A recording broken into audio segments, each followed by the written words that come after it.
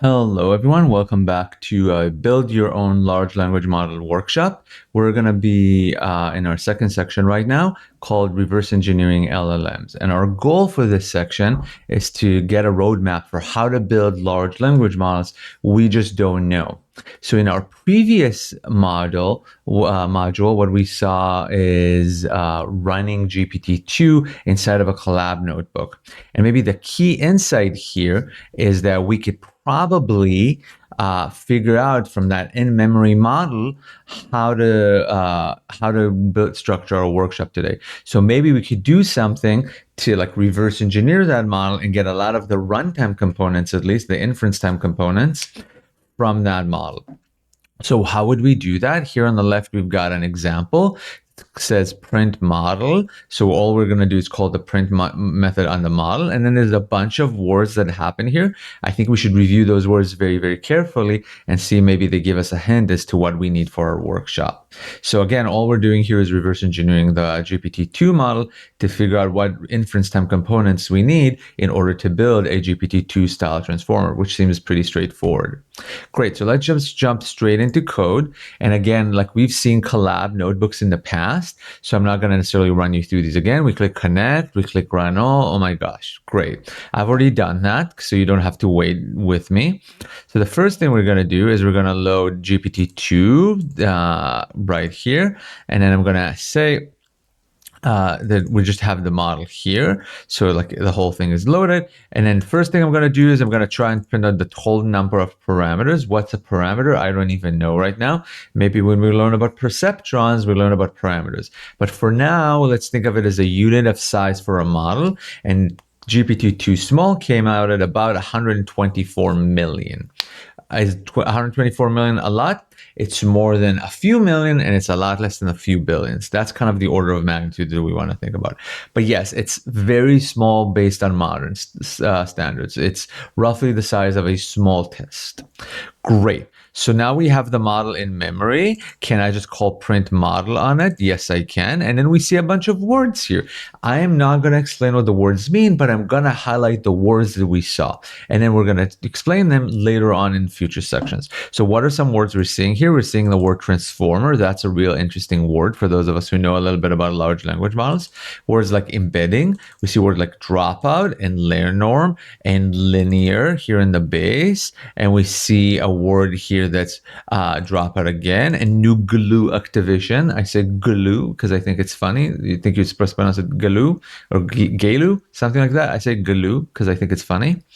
We have dropout here, so on. Okay, so we saw a bunch of words. I don't know what those words mean. Maybe we'll see them again in a moment. Let's try and use something called torchinfo and call the summary method. Very similar to just calling print, just like a little bit nicer.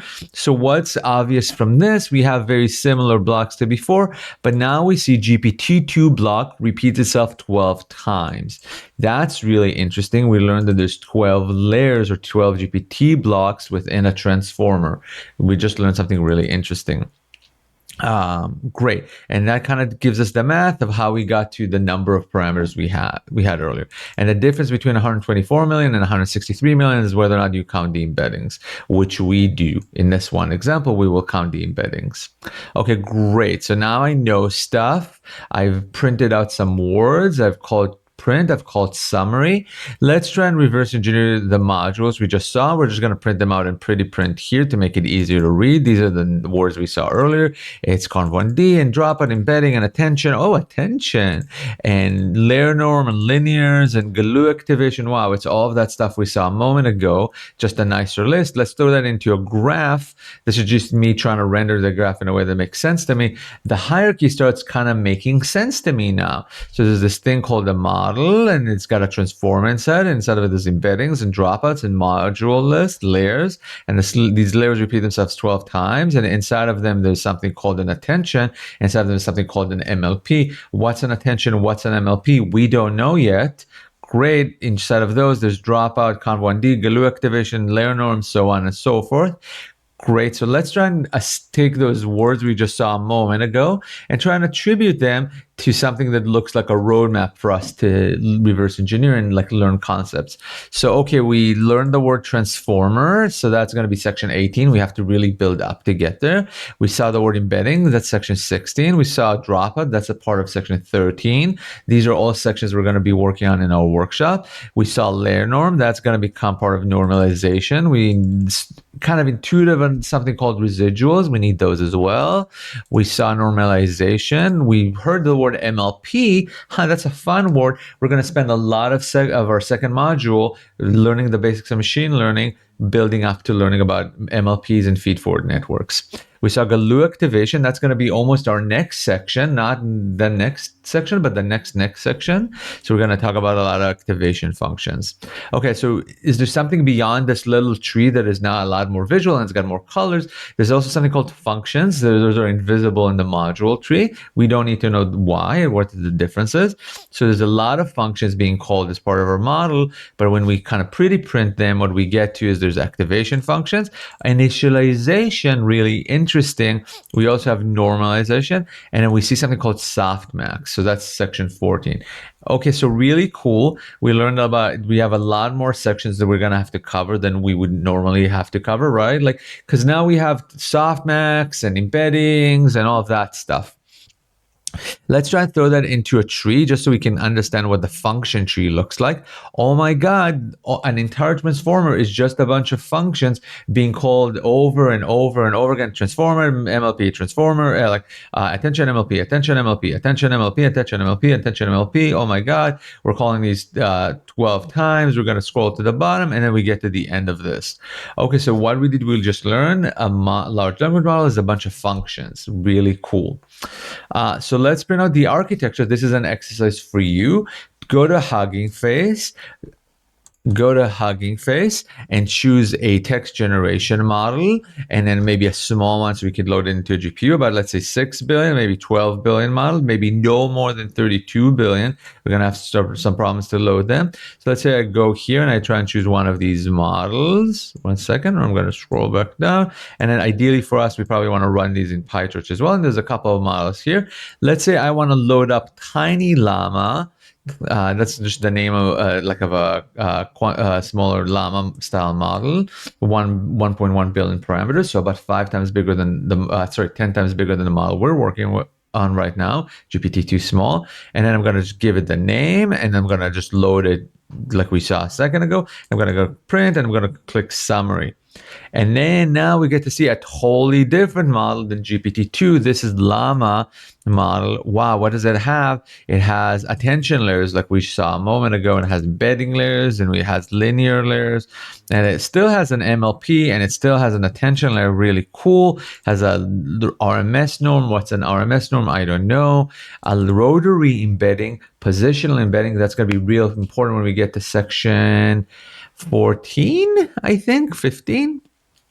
Great. So now you can go and choose any model from here and try and copy the name into your code block and then see if you can't print that model. I think that's going to be a real fun exercise for you to feel empowered.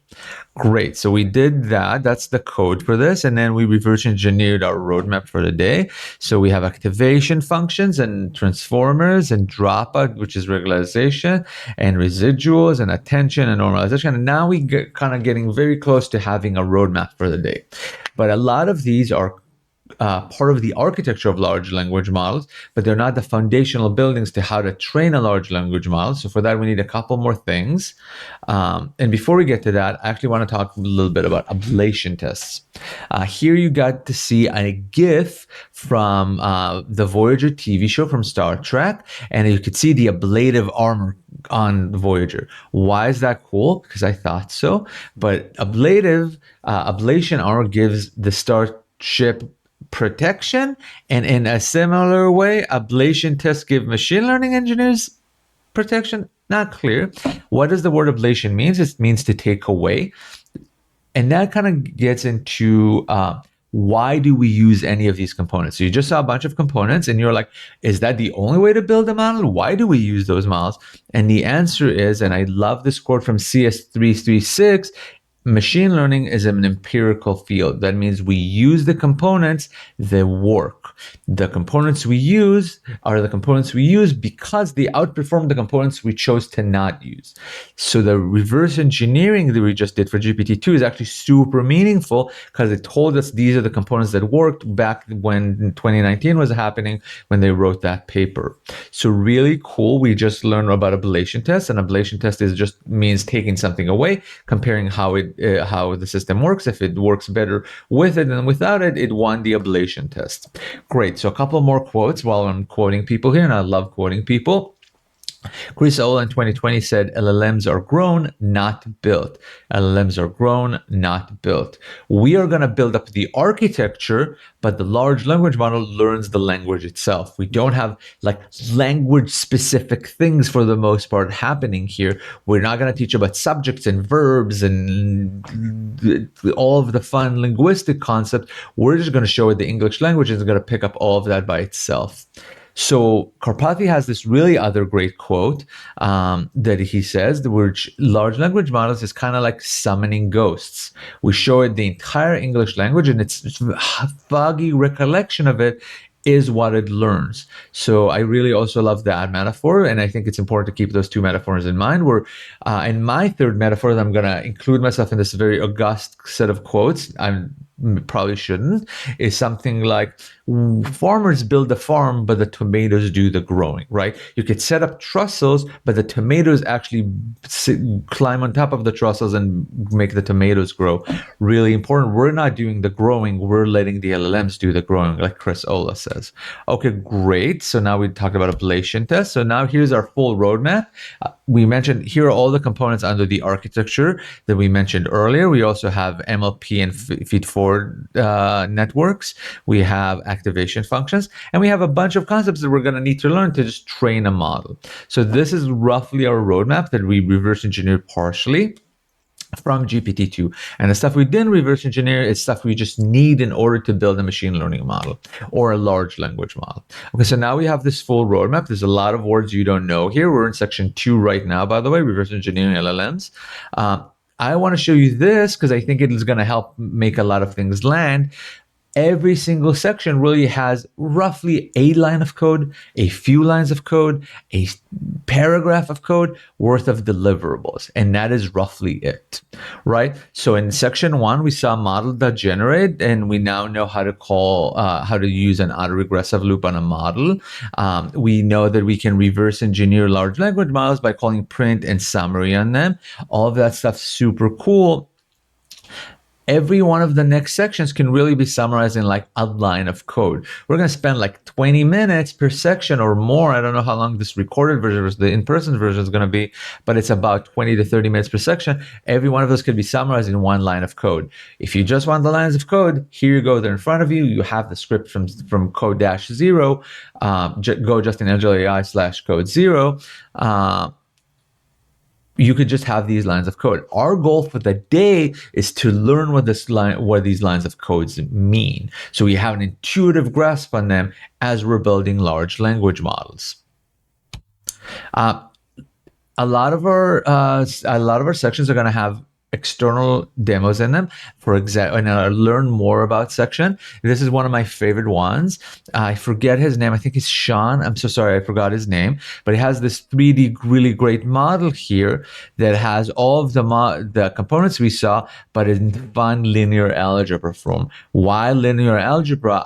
You don't know the answer to that yet. You're going to find out in section 6. Hint, hint.